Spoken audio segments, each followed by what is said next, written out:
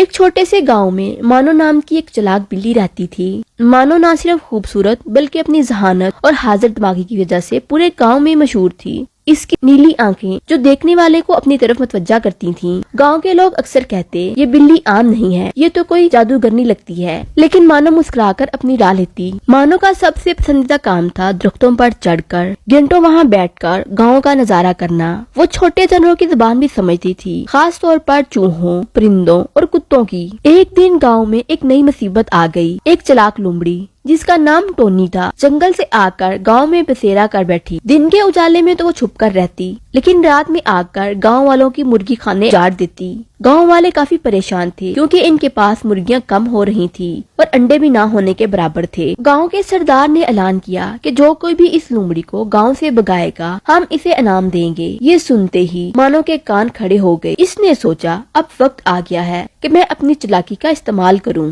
اگلی صبح بلی نے پرندوں، چوہوں اور کتوں کی ایک خفیہ میٹنگ بلائی۔ اس نے کہا ہم سب مل کر کام کریں گے تو لومڑی کو گاؤں سے نکال سکتے ہیں۔ چوہے تو پہلے ڈرے، پرندے گھبرائے اور کتوں نے شک کا اظہار کیا، لیکن بلی نے انہیں یقین دلایا کہ اس کے پاس ایک منصوبہ ہے جو یقیناً کامیاب ہوگا۔ منصوبہ یہ تھا چوہے رات کو لومڑی کے چھپنے کی جگہ پر جائیں گے اور وہاں کھانے کا سارا سامان چھپا دیں گے۔ پرندے دن کے وقت درختوں سے نعرے لگائیں گے، لومڑی آئی، باگو باگو، تاکہ لومڑی کو پریشان کیا جا سکے۔ کتوں کو حکم دیا گیا وہ لومڑی کو دیکھتے ہی شور مچائیں گے تاکہ گاؤں کے لوگ ہوشیار ہو جائیں۔ بلی کا کام سب سے اہم تھا، اسے لومڑی کو چلاکی سے پھنسانا تھا۔ اسی رات بلی اکیلی لومڑی کے سامنے گئی۔ اس نے میٹھے لہجے میں کہا، لومڑی بہن تم کتنی بہادر ہو جس نے گاؤں میں آ کر بسیرا کر لیا، لیکن کیا تم چاہو گی کہ یہاں کے لوگ تمہیں اپنا سردار مانے؟ لومڑی حیران ہوئی، میں سردار؟ بلی نے کہا ہاں، اگر تم گاؤں والوں کو ایک تحفہ دو جیسے کہ ایک بڑا شکار تو وہ تمہیں سردار مان لیں گے۔ لومڑی کو بلی کی بات دل پر لگی، وہ جٹ سے مان گئی۔ بلی نے اس سے کہا کہ کل رات تم بڑی حویلی میں چھپ جانا، وہاں بہت ساری مرغیاں ہیں، لیکن احتیاط سے جانا۔ اگلی رات لومڑی حویلی میں پہنچی، لیکن وہاں کچھ نہ تھا کیونکہ چوہے پہلے ہی سارا کھانا چھپا چکے تھے اور پرندوں نے شور مچا دیا۔ کتوں نے بھی بونک بونک کر آسمان سر پر اٹھا لیا اور گاؤں والے ڈنڈے لے کر نکل آئے۔ لومڑی گھبرا کر بھاگی اور پھر کبھی گاؤں کی طرف نہ آئی۔